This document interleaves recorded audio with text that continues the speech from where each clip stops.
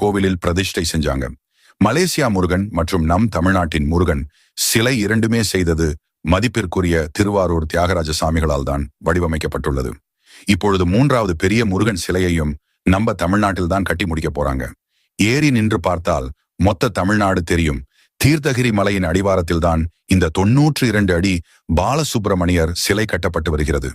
வேலூர் புதுவசூர் என்ற கிராமத்தில் தான் இந்த தீர்த்தகிரி மலை அமைந்திருக்கிறது. இதன் மேல் சுப்பிரமணியன் சுவாமி என்ற பழமை வாய்ந்த கோவில் ஒன்று உள்ளது. வள்ளிமலையில் நம்பிராஜன் மகளாக வாழ்ந்து வந்த வள்ளியை திருமணம் முடிக்க வேலூர் மாவட்டம் வள்ளிமலையை நோக்கி சென்றபோது இந்த மலையில் முருகன் சிறிது நேரம் இருந்து தன் பாதத்தை வைத்து சென்றாராம். 200க்கும் மேல் படிக்கட்டுகள் கடந்து சென்றால் அங்கு முருகன் வள்ளி தெய்வானையுடன் காட்சி தருகிறார். வள்ளிமலையில் முருகன் சிறிது நேரம் இருந்து தன் பாதத்தை வைத்து சென்றாராம். அதற்கு ஆதாரமாக இன்றளவும் அங்கு முருகனின் பாத சுவடுகள் 10 படி ஏறிய உடனேயே வலது புறத்தில் காட்சி தருகிறது.